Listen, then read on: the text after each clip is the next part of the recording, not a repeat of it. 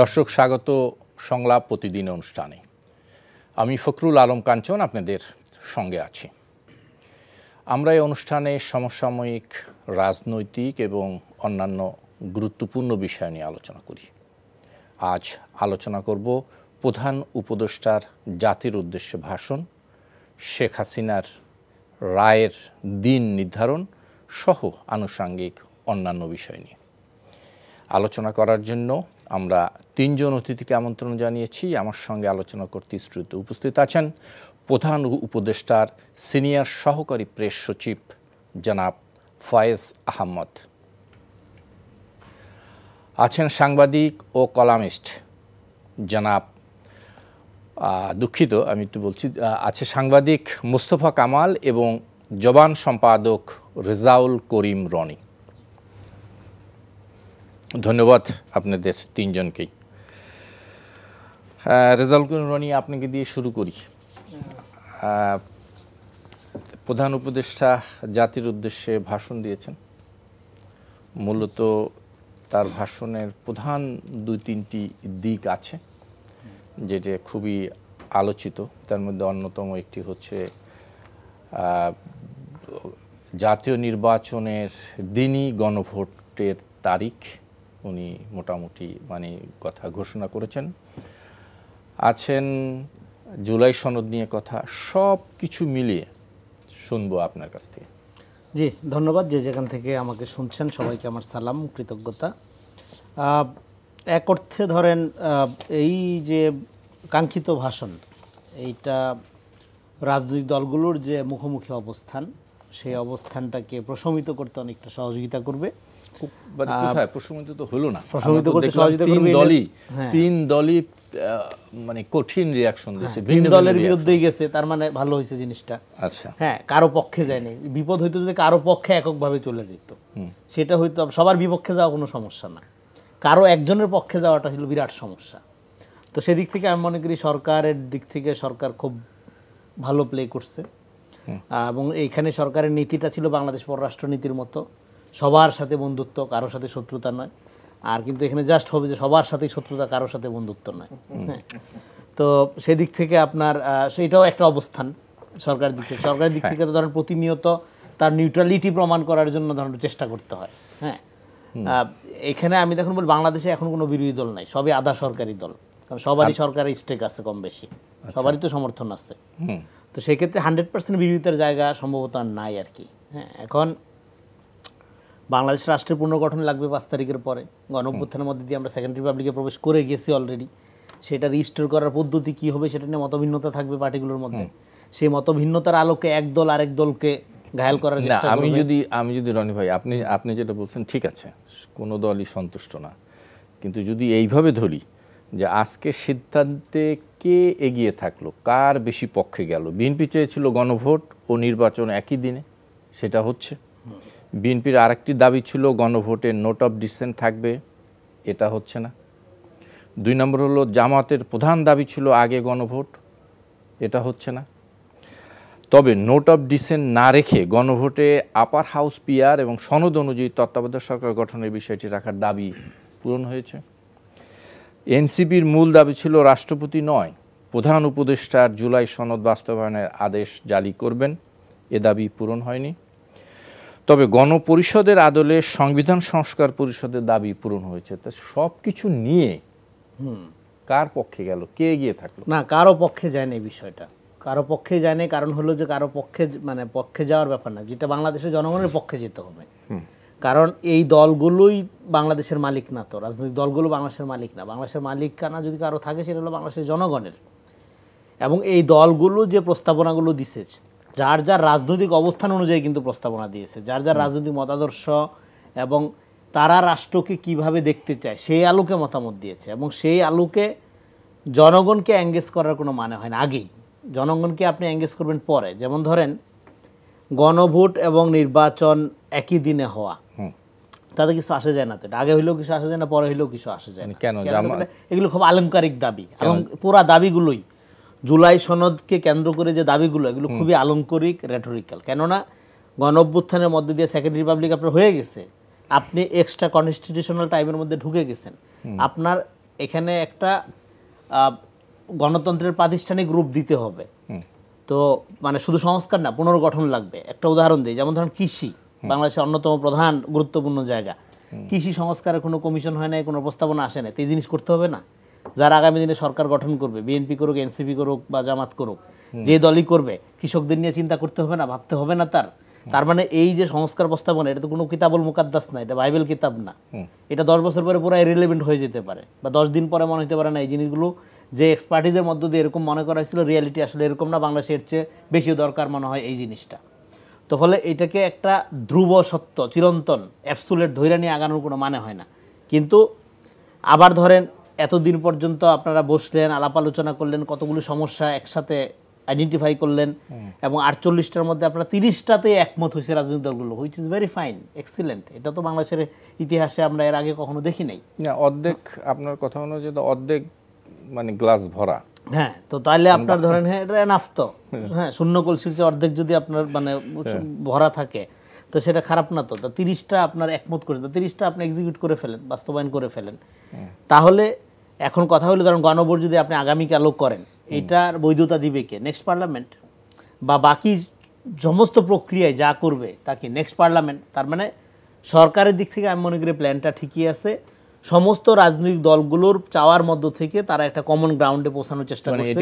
এটা কি মানে সব দলরে সন্তুষ্ট রেখে কিছু কিছু শুনে আমি বলতেছি 3 করে গেল, হ্যাঁ, শুনি আবার শেষ করে দেই। এখানে একটা কমন গ্রাউন্ডে পৌঁছানোর চেষ্টা করছে, কি সামনে রেখে? নির্বাচনকে সামনে রেখে। এবং আমার মনে হয় সেই গ্রাউন্ডে সরকার এমনভাবে পৌঁছাইছে, অসন্তুষ্ট আছে সে ডেফিনেটলি সব দলগুলোর, অসন্তোষের পরেও তারা গ্রেটার জাতীয় স্বার্থ এবং তাদের দলীয় অবস্থান এবং নির্বাচনের প্রয়োজনীয়তা সব কিছু বিবেচনা করে যে সিদ্ধান্তটা নিবে, সেটা বাংলাদেশে এই মুহূর্তে নির্বাচনী ট্রেনে উঠে গেছে। জনগণ নির্বাচনমুখী, রাজনৈতিক দলগুলো নির্বাচনমুখী, সরকার দ্রুত একটা সুন্দর নির্বাচনের মধ্যে দিয়ে আপনার একটা গণতান্ত্রিক উত্তরণ ঘটানোর ক্ষেত্রে আন্তরিক। ফলে আমার মনে হয় যে পুরা প্রক্রিয়াটার মধ্যে যেটা প্রধানত কাজ করছে সেটা হলো নির্বাচনের ব্যাপারে যেন একটা আপনার কি বলে যে অনিশ্চয়তা কাটে। নিশ্চয়ই আবার আসবো জনাব মোস্তফা কামাল। ধন্যবাদ। একই কথা যদি শুনতে চাই আপনার কাছে, কে জিতলো, কে এগিয়ে, কেনই বা সরকারের এই সিদ্ধান্ত যেটা দিল, এই সিদ্ধান্ত মানে কেমন হলো সামগ্রিক বিবেচনা? সামগ্রিক বিবেচনায় প্রত্যেকেই জিতেছে। এটা অনেকটা আমাদের চট্টগ্রাম অঞ্চলের বলি খেলার মতো, অথবা ঢাকায় যেটাকে দৌড় বিদ্যা বলে। যিনি দ্বিতীয় হন, তৃতীয় হন, তিনিও বলেন যে তিনি ফার্স্ট হয়েছেন। ব্যাখ্যা হচ্ছে এই যে তার ধাওয়া খেয়েই অথবা তার দৌড়ানিতে আরেকজন আগে চলে গেছে, তাহলে সে ফার্স্ট হয়েছে। তো এরকম ব্যাখ্যায় হয়তো কুলাবে না। সবাই যেরকম একটু একটু ঠকেছে, একটু একটু জিতেছে ও সবাই। সবাই বলতে আমি শুধু বিএনপি, জামাত, এনসিপি বলবো না, আওয়ামী লীগও আজকে একটু জিতেছে। কারণ আজকে এমন একটা দিন, এমন একটা কমপ্লিট প্যাকেজ, আওয়ামী লীগও দাবি করতে পারে যে তাদের গত 2-3 দিনের উৎপাতে বা তারা যে ভয় জাগানোর চেষ্টা করেছে, তারা কিছুটা ভয় দেখাতে পেরেছে, অর্থাৎ তারাও একটু একটু জিতেছে। তো সেই ক্ষেত্রে সরকার রাজনীতির উপরে একটা অতি রাজনীতি করেছে, সেটা বলা যায় বিশ্লেষণে। এ কারণে যে এখানে সনদের কথা আছে, এখানে নির্বাচনের কথা আছে, মসনদের কথাও আছে। তো এই কথা তো স্বীকার করতে হবে, এই সরকার কিন্তু অল্প আর বেশি মিলিয়ে 3টা সরকারের দায়িত্ব পালন করছে। বিগত সরকারের নানান অপকর্মের বিচারের দায়িত্ব এই সরকারের, আর বর্তমান সরকার তো চালাচ্ছেই। আগামীতে যে সরকারটা আসবে তার জন্য কাজ করতে হচ্ছে। মাস কয়েক আগে কিন্তু আগামী সরকারে কয়জন থাকবেন ওটার একটা আভাস ওই সরকার দিয়েছেন আমাদেরকে। 60টা গাড়ি কেনার ব্যবস্থা করা হয়েছে। অর্থাৎ আগামী সরকারে 60 জন। তথ্যটা মনে হয় মানে সঠিক? জি, গাড়ি কেনার তথ্যটা সঠিক। তো এরপরও ব্যাখ্যা থাকলে ফয়েজ ভাই দিবেন। অর্থাৎ 3টা সরকারের জন্য এই সরকারের কাজ করতে হচ্ছে। তো এরকম একটা অবস্থায় যখন জয়ের প্রশ্ন, তো জনগণেরও একটা কথা আছে। প্রায় সব মহলেই নির্বাচনের একটা কিন্তু আওয়াজ আছে বাজারে। আমরা রাজনীতির আলাপ করতে গিয়ে অর্থনীতির আলাপটা কিন্তু হারিয়ে ফেলি বা আলোচনায় আসে না। আমাদের ব্যবসা বাণিজ্য বিনিয়োগের পজিশন বড় খারাপ খারাপ। তো ওই জায়গাতেও কিন্তু একটা আকাঙ্ক্ষা নির্বাচনের কথা শুনতে কিন্তু প্রত্যেকের ভালো লাগে। যদিও সকালে শুনেছি, দুপুরেও শুনেছি, সন্ধ্যায়ও আবার শুনতে ভালো লাগে। অনেকটা একটা হিন্দি গান ছিল আমাদের ছাত্র জীবনে, শুনতাম খুব, আচ্ছা লাগতা হে, অর্থাৎ ফির সে কাহো कहते रहो, মানে বারবার বলতে থাকো, যে শুনতে আমার ভালো কেমন লাগে, লাগে, হ্যাঁ। কেমন লাগে। তো যারা নির্বাচনমুখী দল তারা বারবার নির্বাচনের কথা শুনতে পছন্দ করে। তো ওই সূত্রে বিএনপির জন্য একটা জয় আছে। আবার যেটা বলেছে একই দিনে গণভোট এবং নির্বাচন, এখনও কিন্তু এখন পর্যন্ত ফাঁক আছে, আগে পরের ব্যবস্থা এখনও আছে। যে নির্বাচনের দিনও গণভোটটা যদি কিছুক্ষণ আগে দিয়ে দেয়, অথবা একসাথেই যখন দিবে, দুইটা তো মানুষ আগে আর পরে হবে। অর্থাৎ যেহেতু আমরা রাজনীতির নানান ফাঁক ফোকরে অভ্যস্ত হয়ে গেছি গত মাস কয়েকে, অনেকটা সমঝোতার মধ্য দিয়েই তো জামাতও ওখানে উইন করেছে, তারা বলছে আগে চায়, অর্থাৎ তাদের জিতারও এখনো অপশন আছে। কিন্তু আজকের দিনটা খেয়াল করলে আপনি দেখবেন যে রাজনৈতিক দলগুলো প্রতিপক্ষকে আক্রমণ করেছে গত 2-3 দিনের চেয়ে কিন্তু একটু মেজাজ ভিন্ন। আজকে আক্রমণাত্মক শব্দ, বাক্য কম। আজকে তো যা বলার সব মানে মানে ডক্টর ইউনূসের জি, এই ভাষণের উপর বলেছে, অর্থাৎ শালীনতা খেয়াল করেছি আমি রিয়েকশনগুলোর মধ্যে। বিএনপি যে রিয়েকশন দিয়েছে তাদের জায়গা থেকে তো রিয়েকশন দেওয়াই স্বাভাবিক। জামাতে ইসলামীও রিয়েকশন দিয়েছে, ওখানকার মুদ্রা কথা যে আগে হলে ভালো হতো।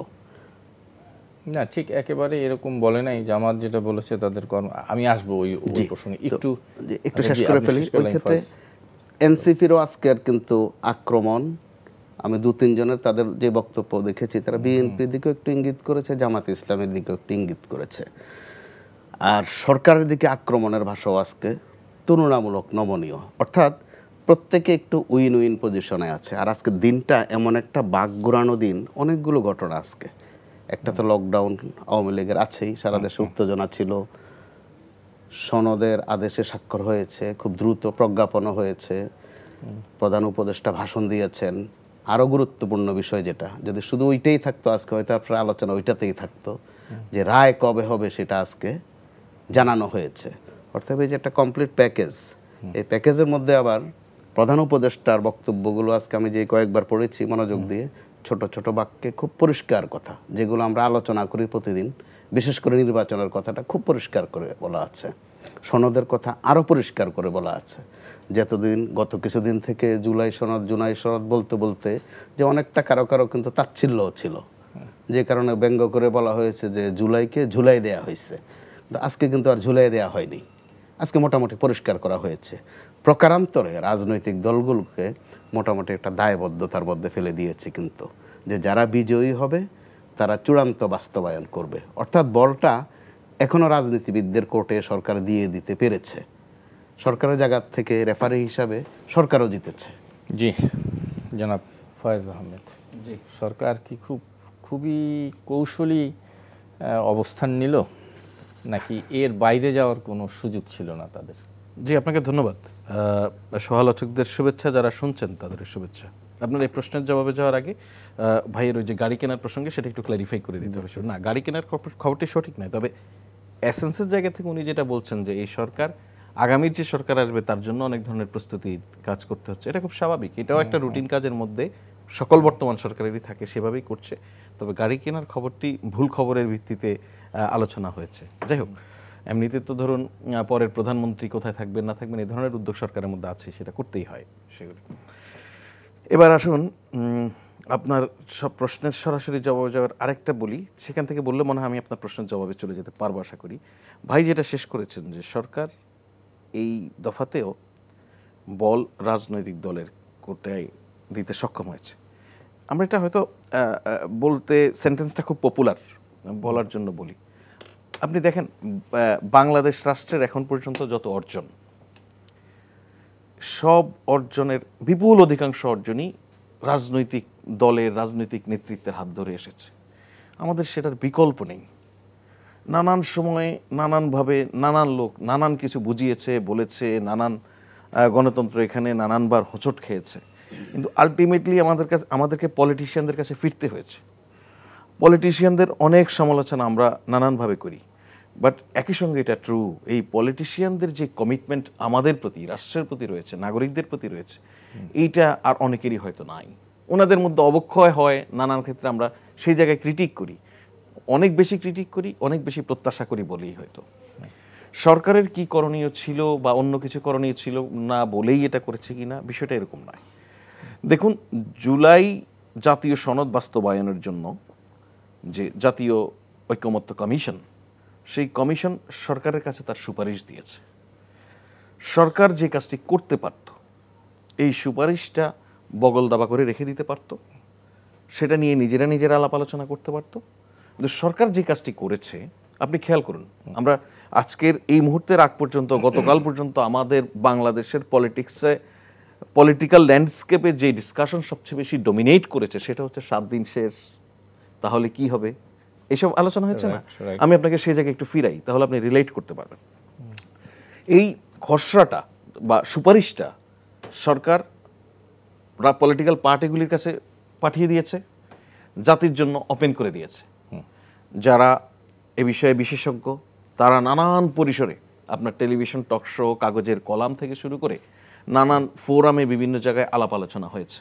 পলিটিক্যাল পার্টিগুলি, আমরা বলেছি যে রাজনৈতিক দলগুলি যদি বসে ঐকমত্যের ভিত্তিতে আমাদেরকে সুপারিশ দিতে পারেন এটা বাস্তবায়নের পদ্ধতি নির্ধারণের জন্য, তাহলে আমাদের সরকারের জন্য সহায়ক হয়।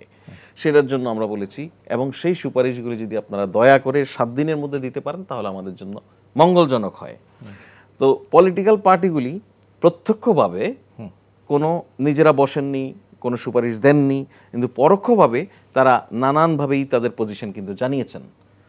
এবং আমরা বিশ্বাস করি যে আমাদের রাজনৈতিক দলগুলির মাঠের বয়ানের কারণে অনেক সময় মনে হয় রাজনৈতিক দলগুলি একে অন্য থেকে অনেক দূরত্ব অবস্থান করছে। আসলে তা নয়।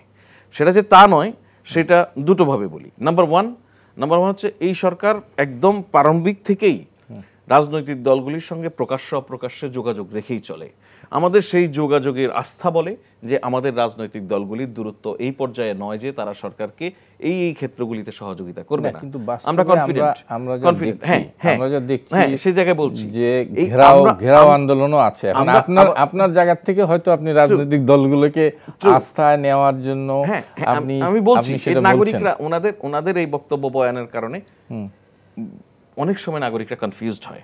আপনি যেটা বলছেন যে ওনাদের এই ধরনের যে কর্মসূচি বা একের অন্যের প্রতি নানান সময় নানানভাবে অঙ্গভঙ্গি করা বা বক্তব্য দেয়া, এগুলিতে মানুষ কিছুটা বিভ্রান্ত হয় অনেক সময়।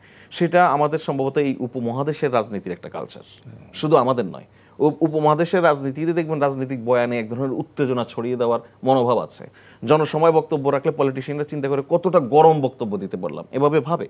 সো ওই মাঠের ময়দানের বক্তব্যের জন্য ওনারা হয়তো একভাবে চিন্তা করেন, কিন্তু ওনারা যে আবার কাগজে কলমের চিন্তায়, আইন প্রণয়নের চিন্তায়, টেবিলের আলোচনায় যে একদম ডিফারেন্ট মানুষ, এর প্রমাণ কিন্তু এই জুলাই সনদেই আছে। কিভাবে আমি আপনাকে বলি, ধরুন যে বিষয়গুলি নিয়ে আমরা বড় বড় ডিবেট দেখছি, ফর এক্সাম্পল আমি বলছি তত্ত্বাবধায়ক সরকার ব্যবস্থা। তত্ত্বাবধায়ক সরকার ব্যবস্থা ফিরিয়ে আনা, এইটার বিষয়ে একটিও রাজনৈতিক দলের কোনো দ্বিমত নেই। তত্ত্বাবধায়ক সরকার ফিরিয়ে আসার পর সেই সরকার কিভাবে গঠন হবে সেটা নিয়ে 4টি বিকল্প প্রস্তাব রয়েছে। প্রস্তাব 1-এ কোনো রাজনৈতিক দলের কোনো আপত্তি নেই, প্রস্তাব 2-এ কোনো রাজনৈতিক দলের কোনো আপত্তি নেই, প্রস্তাব 3-এ বিএনপির একটি নোট অফ ডিসেন্ট রয়েছে, প্রস্তাব 4-এ কোনো রাজনৈতিক দলের কোনো আপত্তি নেই। তাহলে আমি একটা এক্সাম্পলের জন্য জাস্ট একটাকে আমি শর্ট আউট করলাম। তাহলে আপনি তত্ত্বাবধায়ক সরকার ব্যবস্থা মৌলিক প্রথম কন্ডিশন, আমার সাবজেক্টটা কি? তত্ত্বাবধায়ক সরকার ব্যবস্থা ফিরিয়ে আনার ক্ষেত্রে কোনো দ্বিমত আছে পলিটিক্যাল পার্টিগুলোর মধ্যে? নেই। এখানে 4টা প্রস্তাব, 4টা প্রস্তাবের মধ্যে 3টাতে কোনো দ্বিমত নেই। তাহলে আপনি খেয়াল করুন আপনি কিভাবে প্রত্যাশা করি সবগুলি বিষয়ে আমরা সবাই একমত হয়ে যাবো। আমরা 4 জন মানুষ এখানে বসা, আমরা 4 জনও তো একটা বিষয়ে পুরোপুরি একমত নাও হতে পারি। মানে সুতরাং ধরুন আপার হাউস, পার্লামেন্টের আপার হাউস গঠন করার বিষয়ে কি কোনো রাজনৈতিক দলের দ্বিমত আছে? নেই। সব রাজনৈতিক দলই আপার হাউস গঠনের বিষয়ে একমত। হ্যাঁ, আপার হাউস গঠনের পদ্ধতিটা কেমন হবে সেটা নিয়ে দ্বিমত। সো এই ছোটখাটো এগুলিকে ছোটখাটোই বলছি আমি, এই ছোটখাটো দ্বিমতগুলিতে কি করতে হবে? হয় আপনাকে একটু ছাড় দিতে হবে, আমাকে একটু ছাড় দিতে হবে, তাহলেই আমরা একটা ঐক্যের জায়গায় আসতে পারি। ঐক্য মানে নট লাইক যে আমি আপনি একই মত, একই সুর, একই স্বর, অভিন্ন চেহারা হবে, তা কিন্তু নয়। আপনার মতের প্রতি আমি রেসপেক্ট দেখিয়ে আমি কিছুটা ছাড় দিব, আমার মতের প্রতি রেসপেক্ট দেখি আপনি কিছুটা ছাড় দিবেন। আমরা বিশ্বাস করি আমাদের যে এক্সিস্টিং পলিটিক্যাল পার্টিগুলি তাদের মধ্যে এই ছাড়ের মানসিকতা আছে, যেটা ডেফিনেটলি আমরা জুলাই সনদের ওনাদের অপিনিয়নের ভিত্তিতে দেখেছি। যেটা রনি ভাই বলছিলেন যে আমরা 48টা প্রস্তাব নিয়ে গণভোটে যাচ্ছি, তাই তো? এই 48টা প্রস্তাবের 30টা প্রস্তাবে আপনি খেয়াল করুন, 30টা প্রস্তাবে নো নোট অফ ডিসেন্ট, 18টা প্রস্তাবে নোট অফ ডিসেন্ট আছে, তার মধ্যে জামাত ইসলামীর আছে 3টাতে এবং বিএনপি সহ তার অপরাপর জোট সঙ্গীদের আছে 15টিতে। এই 15টির মধ্যে আবার আমি এক্সাম্পল দিলাম তত্ত্বাবধায়ক সরকার দিয়ে, আমি আরো কয়েকটা এক্সাম্পল আপনাকে দিতে পারি। সুতরাং ওই এক্সাম্পলে আর যাচ্ছি না। এই কারণে আমরা বলছি যে নাগরিকদের মধ্যে পলিটিক্যাল পার্টিগুলির অবস্থান নিয়ে যেই আশঙ্কা বা এই আতঙ্কিত হয়ে পড়ার কারণ তৈরি হয়, এর মুদ্রা কারণ হচ্ছে সভা সমাবেশের বড় বড় গরম গরম বক্তব্য। এর ফলেই হয়। আদারওয়াইজ আপনি দেখবেন যে মৌলিক জায়গায় ওনারা রেগুলার নিয়মিত যোগাযোগ করছেন। আপনি মানে আমরা তো প্রত্যেকটা মানুষ মিডিয়ার সঙ্গে সম্পৃক্ত। আপনি দেখুন যে জামাত, বিএনপি, এনসিপি এদের প্রত্যেকের আভ্যন্তরীণ সম্পর্ক অত্যন্ত দারুণ। ওনারা খেয়াল করুন যে একই সঙ্গে ওনারা জানেন যে ওনাদের বর্ডারটা কি। খেয়াল করুন, জামাত জানে যে আমি বিএনপির সমালোচনা করব, আমি এনসিপির সমালোচনা করব, বাট এইটা কখনোই আমার এই সবুজ দাগের বাহিরে যাবে না, আমি রেড ব্লকে পা দিব না। একই সঙ্গে অপরাপর পলিটিক্যাল পার্টিগুলির জন্য এটা প্রযোজ্য। এর ফলে দেখুন যখনই আওয়ামী আস্ফালন, ফেসিবাদের মানে ফিরে আসার মনোভাব, এখানে ওখানে জঙ্গি হামলা করা, এখানে ওখানে ককটেল বিস্ফোরণ, অগ্নিসন্ত্রাস করা, পলিটিক্যাল পার্টিগুলির মধ্যে ঐক্য খেয়াল করছেন যে এই জায়গায় কোনো কম্প্রোমাইজ নাই। আমার গণতান্ত্রিক অগ্রযাত্রা ব্যাহত হতে পারে, সেই জায়গায় কোনো কম্প্রোমাইজ নাই। বাংলাদেশের সার্বভৌমত্ব প্রশ্নে কেউ আমাদের উপরে আধিপত্য বিস্তার করার চেষ্টা করবে, সে জায়গায় কোনো কম্প্রোমাইজ নাই। জনাব রেজাউল করিম রনি, শুনতে চাই আপনার কাছ থেকে। উইন উইন সিচুয়েশনের কথা বললেন, কিন্তু আমরা দেখলাম যে বিএনপি, জামাত এবং এনসিপি যে প্রতিক্রিয়া দিয়েছে, সে প্রতিক্রিয়ায় ঠিক উইন উইন সিচুয়েশনের কোনো অভিব্যক্তি নেই। জামাত বলেছে তাদের 5 দফার দাবিতে যে কর্মসূচি আছে সে কর্মসূচি তারা অব্যাহত রাখবে, যমুনা ঘেরাওয়ের যে কর্মসূচি আছে তা চলবে। অন্যদিকে বিএনপির নেতা সালাউদ্দিনও প্রতিক্রিয়া দিয়েছে, এনসিপি তো বলেছি। তাহলে কি হলো? আমার মনে হয় যে এখানে ফয়েজ ভাই যে জায়গায় শেষ করছে, 5 তারিখের পরে আমি যেটা বারবার বলছি যে রাজনৈতিক দলগুলোর কিন্তু 100% বিরোধিতার রাজনীতি করার কোনো সুযোগ নেই। কারণ আপনার এখন হলো দলীয় স্বার্থের রাজনীতির চেয়ে গুরুত্বপূর্ণ হলো জাতীয় স্বার্থের রাজনীতি। দলীয় স্বার্থের রাজনীতির জন্য আপনি বার্গেনিং করতে পারেন, আলাপ আলোচনা করতে পারেন, আপনি রাস্তায় ক্ষেত্র বিশেষে যেতে পারেন, কিন্তু সেই যাওয়াটা মাত্রাগতভাবে যদি আপনার পতিত ফ্যাসিস্ট শক্তিকে শক্তিশালী করে, ধরেন জামাতের 8 দলীয় জোটের যে কর্মসূচিটা, সেই কর্মসূচিটা কিন্তু এখন ধরেন খুবই আনটাইমলি হয়েছে। আওয়ামী লীগেরও কর্মসূচি পড়ছে, তাদেরও কর্মসূচি পড়ছে, ফলে তখন তাদের কি করতে হইলো, তাদের কর্মসূচিটা এটাকে ডাইভার্ট করে আওয়ামী ঠেকানো কর্মসূচিতে রূপান্তর করতে হইলো। কালকে তারা কি করছে? তার কালকে কি তাদের কোনো না, বিষয়টি কি তাহলে এরকম যে গায়ের উপরে এসে পড়লে ঠিক আছে, হ্যাঁ ওই জন্য এসে পড়লে আবার ওই জন্য ফয়েজ ভাই আবার সেই আগের কাছে গেলাম, আন্দোলন দাবি, রাইট, দাবি দেওয়া আন্দোলন এগুলো চলতেছে, চলবে, কিন্তু যে সব বিষয়ে আপনার আমরা একমত আছি সেগুলোতে রেসপন্স আমরা করব। মানে সেটা হলো ধরেন আওয়ামী লীগের প্রশ্ন হইতে পারে, আধিপত্যবাদের প্রশ্ন হইতে পারে, এগুলোতে একটা জাতীয় ঐক্য আছে। যে অনেক আগেই যখন সম্মিলিত শক্তি আপনার মানে একটা ইন্ডাস্ট্রিয়াল লেভেলের প্রোপাগান্ডা আমরা যখন দেখলাম পাশের দেশ থেকে, তখন কিন্তু প্রধান উপদেষ্টার ডাকে সমস্ত রাজনৈতিক দলগুলো সাড়া দিলেন এবং তারা জাতীয় ঐক্যের যে আপনার একটা মানে বহিঃপ্রকাশ ঘটালেন, সেটা কিন্তু এক অর্থে আসেই বলা চলে। তো ফলে উইন উইন সিচুয়েশন যদি আপনি দেখেন, আমি যেটা বললাম যে আসলে উইন উইন সিচুয়েশনটা রাজনৈতিক দলগুলোর উইন করে তো লাভ নাই। আমরা তো 5 তারিখে আপনার গণঅভ্যুত্থানের আকাঙ্ক্ষাটার মধ্যে যেটা ছিল ক্ষমতার সাথে জনতার সম্পর্ক কায়েম করা। ক্ষমতার আগে তো আমরা কোনো রাজনৈতিক দলের সম্পত্তিতে রূপান্তর করতে চাই না বা হইতে দিতে চাই না, আমরা ক্ষমতাটাকে দেখতে চাই। এবং গণঅভ্যুত্থানে কি ঘটে, গণঅভ্যুত্থানে যেটা হয়, ক্ষমতা অলওয়েজ ফাংশন করে টপ টু বটম, গণঅভ্যুত্থানে বটম টু টপ হয়ে যায়। এই ধরনের আমরা বিশিষ্ট লোক হয়ে গেছি, গণঅভ্যুত্থান না হলে জীবনও হইতাম না। হ্যাঁ, রাস্তার থেকে উঠে চলে আসছি, এটাই গণঅভ্যুত্থান। গণঅভ্যুত্থানে অনেক ক্যারেক্টার আপনি এখন দেখতেছেন যাদেরকে আপনি কল্পনাও করতে পারতেন না গণঅভ্যুত্থান না হইলে, কারণ ক্ষমতা চেঞ্জ হয়ে গেছে, ক্ষমতা এখন জনগণের হাতে। ফলে রাজনৈতিক দলগুলো রাজনীতির নামে যদি পলিটিক্স করে ফেলে তাহলে কিন্তু বিপদে পড়ে যাবে। পলিটিক্স করে টিক্স যদি করে ফেলে, একটা ট্রান্সপারেন্ট ওয়েতে তার বলতে হবে যে ভাই আমি এই জিনিস চাই এবং এই জিনিস করার ক্যাপাসিটি আমার আছে। আমার জানার আগ্রহ হচ্ছে যে এই যে রাজনৈতিক দলগুলো যে রিয়াকশন দিল, মানে জামাত থেকে শুরু করে, এই রিয়াকশনগুলো রেটরিক্যাল, এই রিয়াকশনগুলো আলংকরিক। এই রিলেকশনে এখান থেকে তারা ফিরবে কিভাবে? ফেরার কিছু নাই তো এখান থেকে। আপনি ধরেন ফেরার ওয়েটা হলো ইলেকশন, দেখেন আপনার তো একটা এজেন্ডা আছে এখানে। দেখেন জুলাই সনদ, তারপরে জুলাই সনদের আইনি ভিত্তি, অন্যান্য যে দাবি দেওয়া, এগুলো কিন্তু উপলক্ষ্য, লক্ষ্য না। কিন্তু লক্ষ্যটা হইলো আপনার একটা গণতান্ত্রিক প্রক্রিয়ার মধ্যে বাংলাদেশকে প্রবেশ করতে হবে। বাংলাদেশ এখন একটা ট্রানজিশনাল পিরিয়ডের মধ্যে আছে, এখনো আমরা ভোটাধিকার নিশ্চিত করতে পারি নাই। মানুষ 18 বছর ধরে ভোট দিতে পারে না। হ্যাঁ, প্রতিষ্ঠানগুলো গণতান্ত্রিক আচরণ করে না, এখনো ঘুষ ছাড়া চাকরি হয় না, এখনো জিনিসপত্রের দাম 4 দিন ভালো থাকে 5 দিন খারাপ থাকে। ইলেকশন হইলেও তো একই অবস্থা। ইলেকশন হইলে এগুলো রাতারাতি বন্ধ হয়ে যাবে এই প্রতিশ্রুতি কোনো দলই দিচ্ছে না। কিন্তু আমি বিএনপি ধরেন সবাই ধারণা করে যে বিএনপি বড় দল, কিন্তু বিএনপি একবারও বলে না যে রাতারাতি এগুলো ঠিক করে ফেলবো। বিএনপি যেটা বলছে সেন্সিবলি যে আমরা এগুলো কমানোর জন্য এই স্টেপগুলো নিব। এই স্টেপগুলো এখন আসলে রাজনীতিটা হবে কর্মসূচি ভিত্তিক। কর্মসূচি কি? জনগণের ভেতর থেকে উঠে আসা কর্মসূচি ভিত্তিক। দলের দাবি দেওয়ার প্রতি কোনো আগ্রহ নেই মানুষের। এই যে ধরেন জামাতের 8 দলের যে দাবি, বা ধরেন বিএনপির যে সমস্ত কথাবার্তা, বা এনসিপির যে সমস্ত দাবি দেওয়া, এগুলোর সাথে জনগণের মানে সাধারণ মানুষের আসলেই কোনো সম্পর্ক নেই। সাধারণ মানুষের সম্পর্ক যেটা তারেক রহমান, যেটা আপনি ট্রোল করতে পারেন যে গণভোট দিয়া আপনার রাষ্ট্রীয় টাকা অপচয়ের চেয়ে আসলেই আলু চাষির আপনার আলুর দাম পাওয়াটা আলু চাষির জন্য খুব আসলেই গুরুত্বপূর্ণ।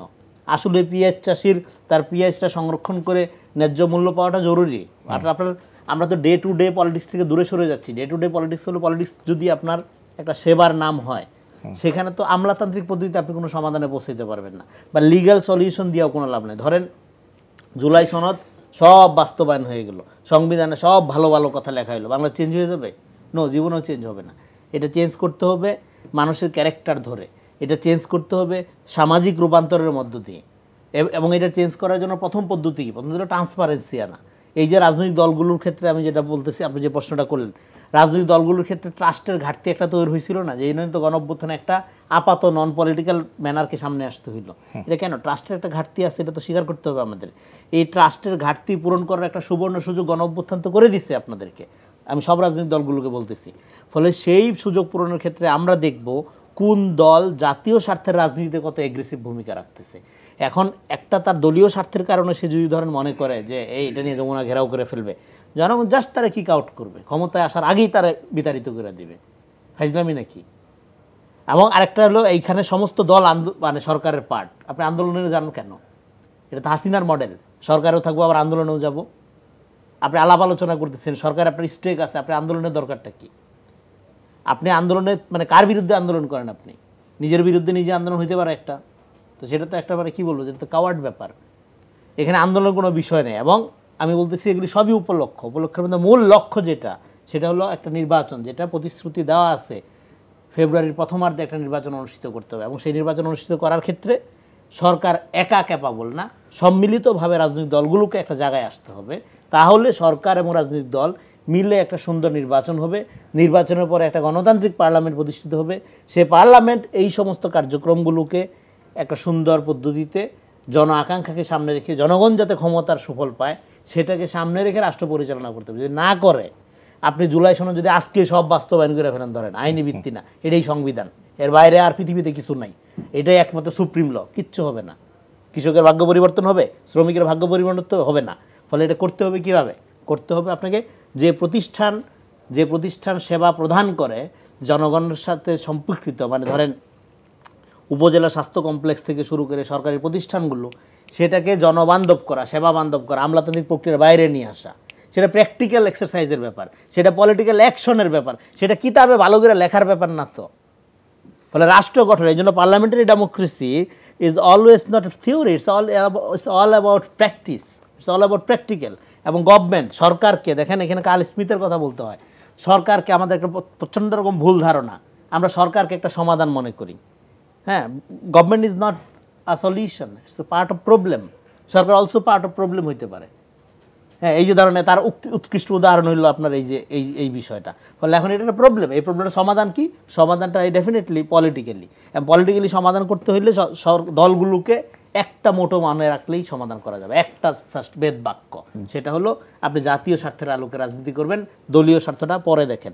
আপনারা 5 বছর একসাথে থেকে গণতান্ত্রিক কাঠামোটা আগে ফেরত আনেন, 5 বছর পরে মুখোমুখি দাঁড়ায়েন।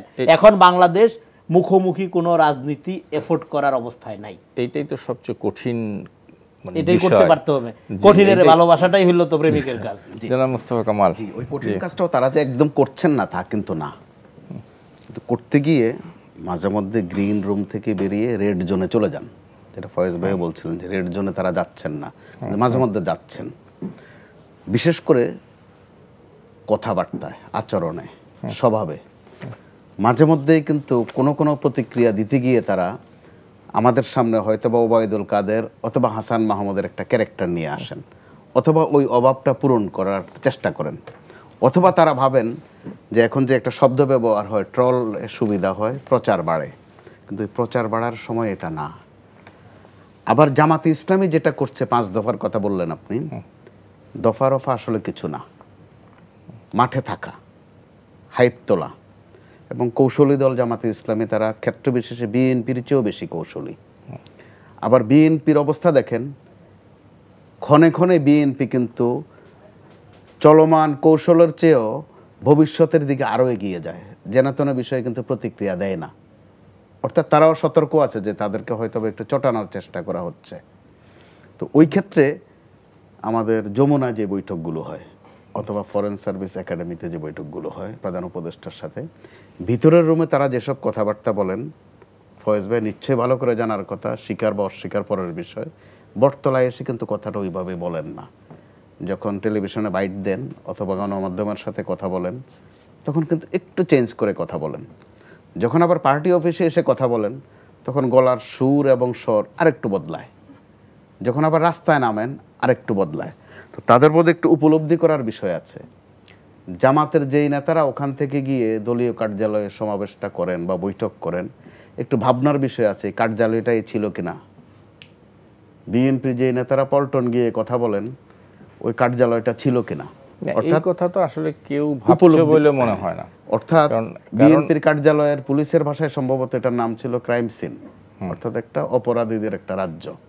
তো ওই কথা যদি তারা উপলব্ধি করেন, যদি ভাবেন কেউ গুম ছিলেন অথবা কেউ গুম আতঙ্কে ছিলেন, কেউ মামলার আসামি ছিলেন অথবা কারাগারে ছিলেন, অথবা কারাগারে কবে যাবেন, কবে ছাড়া পাবেন, অথবা 2029 সাল পর্যন্ত বাঁচবেন কিনা।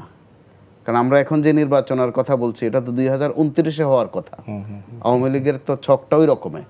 তো ওইটুকু ভাবলে সম্ভবত তারা নিজেদের সমস্যাটা নিজেরাও সমাধান করতে পারেন। তারপরও আশাবাদী হব এই জায়গায়, গত সপ্তাহ পর্যন্ত কিন্তু গুরুতর অভিযোগ ছিল জামাতের দিক থেকে, ছিল যে এই সরকার বিএনপির দিকে হেলে গেছে।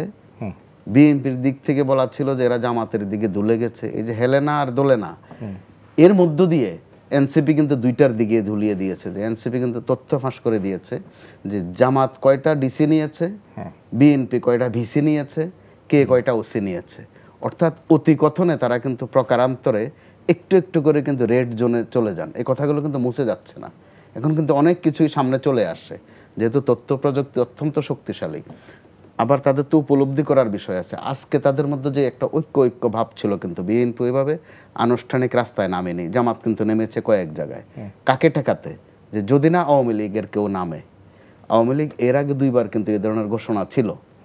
একবার ছিল চলো চলো 32-এ চলো, আর একটা ছিল আসো আসো 0 পয়েন্টে আসো। অত মানে কোনো কার্যক্রম লক্ষ্য করা যায়নি, আতঙ্ক তৈরি করতে পেরেছে। তো তাদের জায়গায় তো তাদের জন্য এটা স্বস্তি যে আমরা রাস্তায় না নেমেও ভার্চুয়ালি একটা আওয়াজ দিয়েই একটা অ্যাকচুয়াল ফাংশন করে ফেললাম।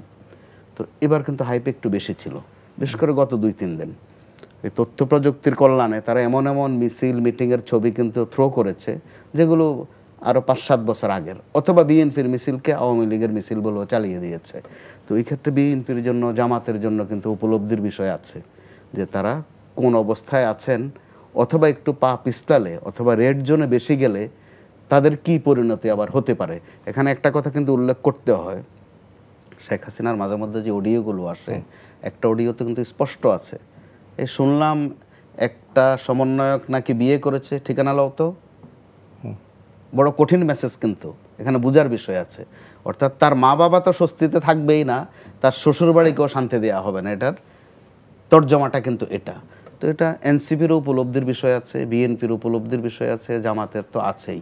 সেই ক্ষেত্রে নির্বাচন আসছে, তারা একটা প্রতিযোগিতা করবেন, কার বেশি অবদান ছিল, কে আন্দোলনে বেশি ভূমিকা রেখেছেন, কার সাংগঠনিক শক্তি বেশি, কার ভোট বেশি, এগুলো বলবেন। কিন্তু তারা এমন এমন জায়গায় আঘাত করেন এক দল আরেক দলকে, যেগুলো মুছে দেওয়া সম্ভব না। ফয়েজ ভাই, 17ই নভেম্বর সোমবার এই শেখ হাসিনার মানবতা বিরোধী অপরাধ মামলার রায়ের তারিখ নির্ধারিত হচ্ছে। এই তারিখ নির্ধারিত হবে আজকের দিনে। এর জন্যই বিএনপি নিষিদ্ধ ঘোষিত, কার্যক্রম নিষিদ্ধ ঘোষিত আওয়ামী লীগ আজকে সারা দেশে লকডাউন ঘোষণা করেছিল, আমরা তার আগে গত 2 দিন যাবতীয় বেশ কিছু ঘটনা, দুর্ঘটনা, তারপরে নাশকতার অবস্থা দেখলাম। সব কিছু মিলে শুনতে চাই। না দেখুন, প্রথম কথা হচ্ছে যে নাশকতা যেগুলি আমরা বলছি অর্থে নাশকতা তো ট্রু, নাশকতা না, আমরা তাদের সরাসরি হামলা দেখেছি। এই জায়গাটা, এই পয়েন্টে যখন আমি কথা বলবো তখন আমাকে একটু মানে আশপাশের কথা বলতে হবে, খুব প্রাসঙ্গিক জায়গায় কিছু কথা বলা খুব জরুরি। সেটা হচ্ছে যে অভ্যুত্থান পরবর্তী সময়ে আমরা ফ্যাসিবাদের যারা উৎপাদন পুনরুৎপাদনের সঙ্গে সরাসরি সম্পৃক্ত, যারা ফ্যাসিবাদের দোসর বলি কাউকে কাউকে কাউকে কাউকে আমরা ফ্যাসিবাদী হিসেবেই জানি, দোসর টোসর না, পরিষ্কার সেই ফ্যাসিবাদ, এরকম মানুষকে আমরা নানান জায়গায় প্ল্যাটফর্ম দিয়েছি। আপনাদের এই টেলিভিশন টকশো থেকে নানান জায়গায় আমরা প্ল্যাটফর্ম দিয়েছি, তাদেরকে নিয়ে আলোচনা সভা করেছি, তাদেরকে নিয়ে টকশোতে এনে সুশীল বানিয়েছি, তাদেরকে রাজনৈতিক বিশ্লেষক বানিয়েছি, তাদেরকে সিনিয়র সাংবাদিক বানিয়েছি। তারা টকশোতে, লাইভ টকশোতে বসে তারা বলেছে যে ইয়েতে হামলা, 32 নম্বরে এই ঘটনা ঘটেছে, এই জন্য গ্রামীণ ব্যাংকে হামলা হবে। তারা বলেছে যে জুলাই স্মৃতি জাদুঘরে হামলা হবে। তা আমরা কি দেখলাম? আমরা দেখলাম গ্রামীণ ব্যাংকে হামলা হয়েছে, গ্রামীণ ব্যাংকে অগ্নিসংযোগের ঘটনা ঘটেছে। আমরা দেখলাম জুলাই স্মৃতি জাদুঘরে নয়, বরঞ্চ জুলাই স্মৃতিস্তম্ভে হামলা হয়েছে, অগ্নিকাণ্ডের ঘটনা ঘটেছে। এক, সুতরাং খেয়াল করুন, আপনি পরিষ্কার উস্কানি দিয়েছে, এরকম ন্যাশনাল টেলিভিশনের মতো প্ল্যাটফর্ম ব্যবহার করে উস্কানি দিয়েছে। সেই উস্কানি দিয়েছে না, এটা করা দরকার, মানে সেই সেটা মনে করি মানে কি একদম সে ইনসিস্ট করেছে, তো সে নির্দেশনা দিয়ে দিয়েছে। সো আপনি সুশীল কায়দায় নতুন মোড়কে তাকে এনে হাজির করেছেন, সেও তার মতো করে আপনার প্ল্যাটফর্মটাকে সে ইউজ করেছে। এই ধরনের আমরা পরিষ্কার বক্তব্য দেখেছি। নাম্বার 1। নাম্বার 2 হচ্ছে আমরা 2008 সালের পর থেকে শুরু করে 2024 সালের আগস্ট মাস পর্যন্ত, ইভেন এই জুলাই আগস্ট অভ্যুত্থানের সময়ও গণমাধ্যমগুলিকে আন্দোলনরত সাধারণ শিক্ষার্থী এবং জনতাকে দুর্বৃত্ত, দুষ্কৃতিকারী হিসেবে উপস্থাপন করতে দেখেছি। অপরদিকে তার আগে যত আন্দোলন হয়েছে, অবরোধ হয়েছে বিএনপির সময়, বিএনপি বিরোধী থাকা অবস্থায়, আওয়ামী লীগের সময়, সে সময় কোনো একটা ঘটনা ঘটলেই কোনো ধরনের যাচাই বাছাই ছাড়াই গণমাধ্যমকে দেখেছি অমুক জায়গায় গাড়িতে আগুন দিয়েছে অবরোধকারীরা। দেখেছি তো, আমরা তো প্রত্যেকেই প্রফেশনের সঙ্গে সম্পৃক্ত। আপনি দেখুন এই যে বাসে আগুন দেয়া, জুলাই স্মৃতিস্তম্ভ পুড়ে দেওয়া, গ্রামীণ ব্যাংকে হামলা করা, এই জায়গাগুলিকে সেলিব্রেট করছে যারা এই কর্মসূচি ঘোষণা করেছে। আওয়ামী লীগের যে পলাতক যেই নেতৃত্ব দিল্লিতে বসে আছে, কলকাতায় বসে আছে, লন্ডনে বসে আছে, বিভিন্ন জায়গায় বসে আছে, তারা সেলিব্রেট করেছে, তাদের ফেসবুক থেকেই ঘোষণা দিয়েছে, ফেসবুকেই আবার এগুলি শেয়ার করে তারা সেলিব্রেট করেছে। বাট আনফর্চুনেটলি আমরা গণমাধ্যমে সেই জায়গায় আমরা লিখেছি দুর্বৃত্তরা ওই জায়গায় হামলা করেছে। সেলিব্রেট করে আওয়ামী লীগ দায় স্বীকার করছে, আওয়ামী লীগ বলছে যে আমরাই গাড়িতে আগুন দিয়েছি। আমাদের গণমাধ্যমের এই যদি অবস্থা হয়, সুতরাং আমরা একটা ক্ষেত্র এখনো প্রস্তুত করে রাখি। কারণ সরকারের বিশাল দুর্বলতা। সরকারের দুর্বলতাটা কি? সরকার কোনো জায়গায় কোনো খড়গ নামায়নি, কোনো গণমাধ্যমকে বন্ধ করে দেয়নি, কোনো গণমাধ্যমে চাকরিচ্যুতির ঘটনা ঘটায়নি।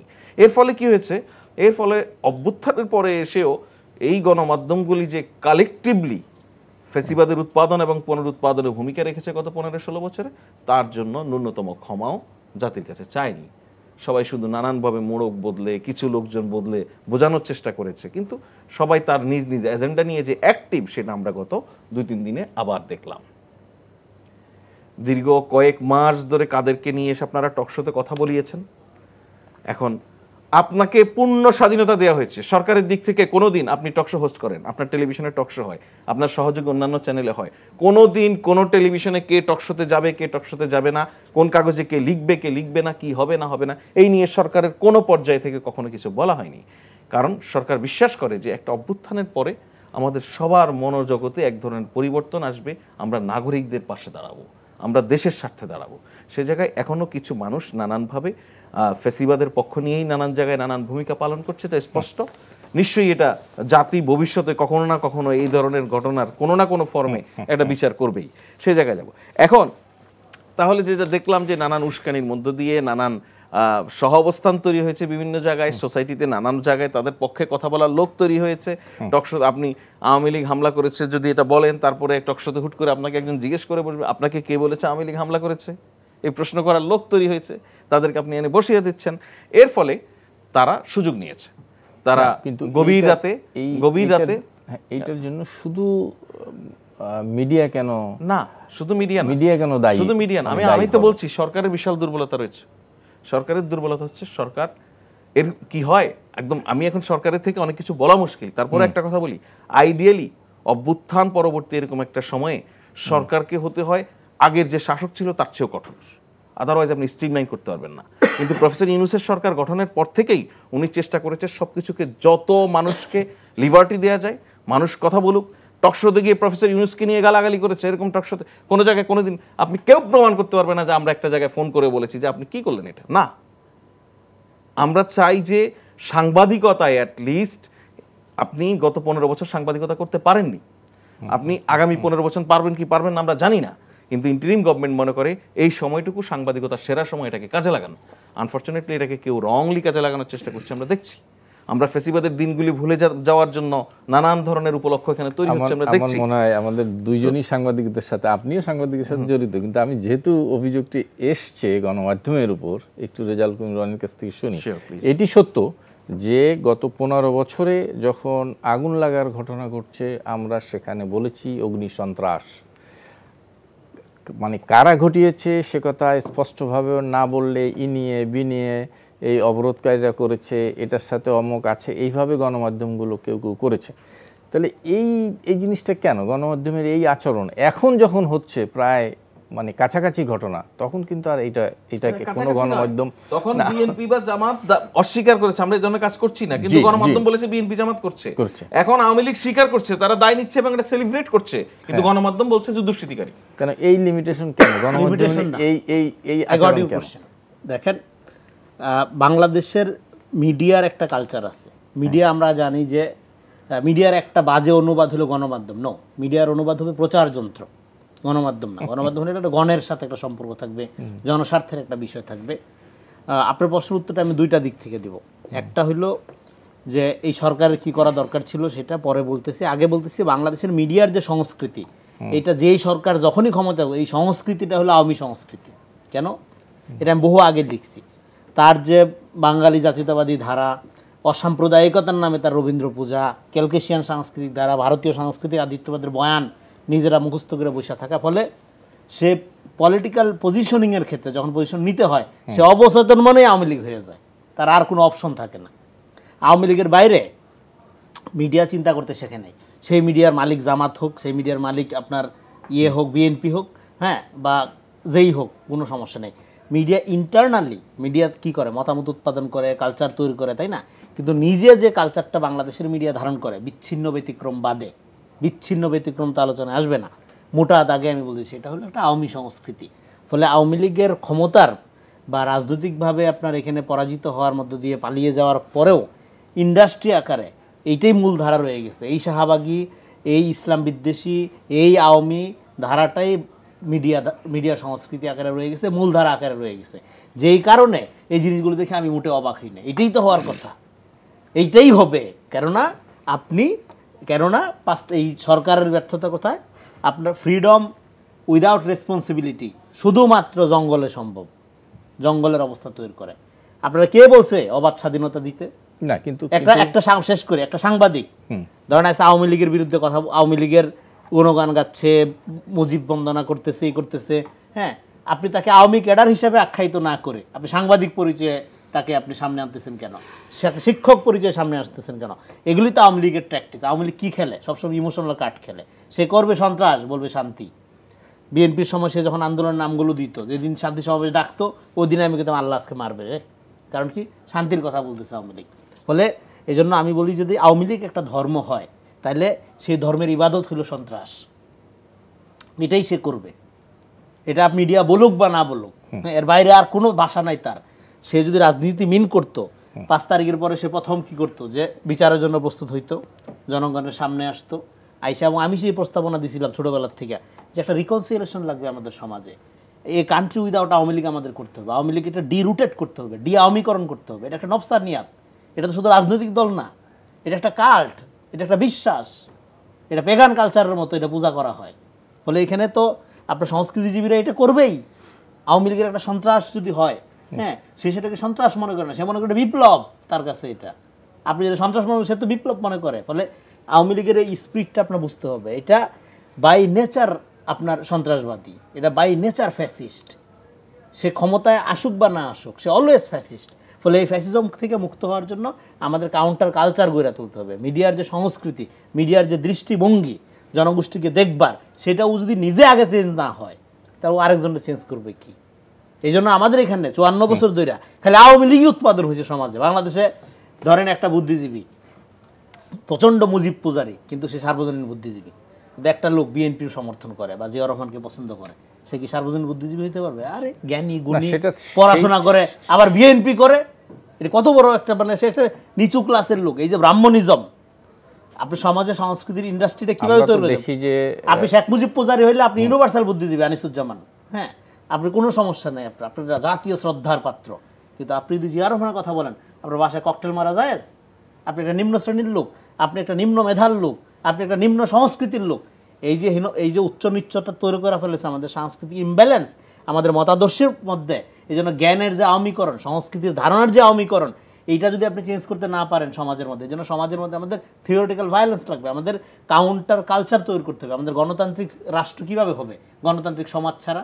এই জন্য গণঅভ্যুত্থানের পরে আমাদের প্রথম কাজ ছিল যে মিডিয়াগুলোকে একটা রেগুলেশনের মধ্যে আনা।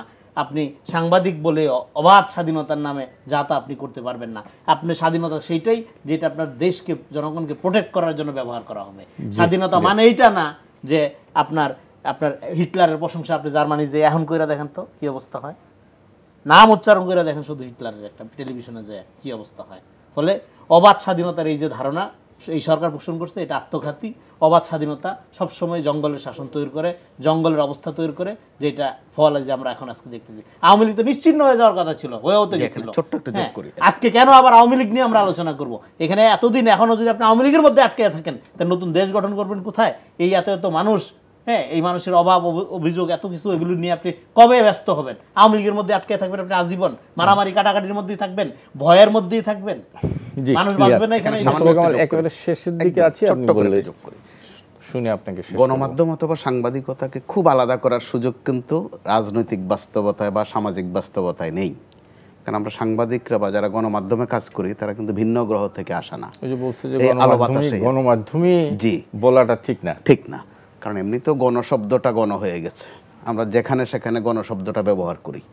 কেউ কয়েকজন মিলে একজনকে পিটালো, নাম দিয়ে দিলাম গণপিটুনি, অথচ খুব ওজনদার শব্দ। তো গণশব্দ ব্যবহারে আসলে একটু সাবধান থাকা দরকার আছে। কিন্তু আমি সুনির্দিষ্টভাবে কয়েকটা বিষয় বলতে চাই। সংক্ষেপে প্রথমত, আওয়ামী লীগ সেটাকে অপরাধ মনে করে না।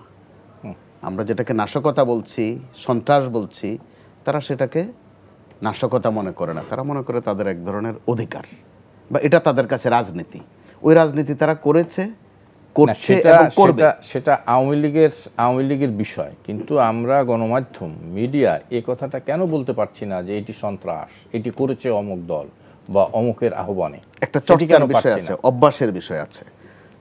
গেল 16, 17, 18 বছর আপনার বোধহয় খুব মনে থাকার কথা, বিএনপি বা জামাত যখন একটা মিছিল করত, এই গণমাধ্যমে আসতো যে চোরাই মিছিল। এখন শব্দটা কি আসে? ঝটিকা মিছিল। এটা কিন্তু মনে খেয়াল করবার মতো বিষয়। এটা হয় কেউ বুঝে শুনে করে, অথবা কেউ না বুঝে করে, অথবা মনে করে ওই শব্দটা বুঝে বড় সুন্দর।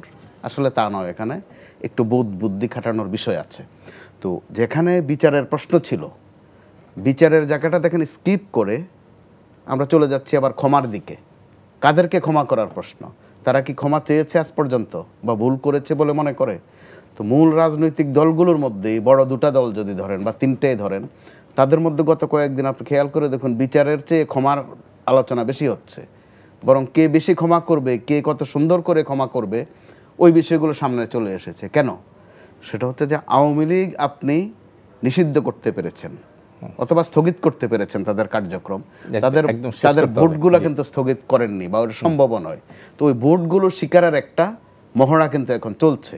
ওই ভোটগুলো স্বীকার করতে গিয়ে আমরা বাস্তবতাও যেমন ভুলে যাচ্ছি এবং কোন চর্চা করছি সেটাও ভুলে যাচ্ছি, সামনে কোন পরিণতির দিকে যাচ্ছি সেটাও বোধহয় ভুলে তো যাচ্ছি বা খেয়ালে করছি না। তো ওই জায়গাতে যার যার জায়গা থেকে, বিশেষ করে গণমাধ্যমের জায়গা থেকে আরেকটু সতর্কতার বিষয় আছে। এবং আমার মনে হয় একদমই সময় নাই, একটু ফয়েজ ভাইকে একটু সময় দিতে পারলে ভালো হইতো, কিন্তু একদম সময় নাই। নিশ্চয়ই আরেকদিন আমি করবো। জনাব ফিরজাল করিম রনি, জনাব মুস্তফা কামাল এবং ফয়েজ আহমেদ, আপনাদের তিনজনকেই অনেক অনেক ধন্যবাদ। দর্শক আপনাদেরকে ধন্যবাদ যারা এতক্ষণ আমাদের সঙ্গে ছিলেন। আগামী অনুষ্ঠানে আবার দেখা হবে। শুভ সন্ধ্যা।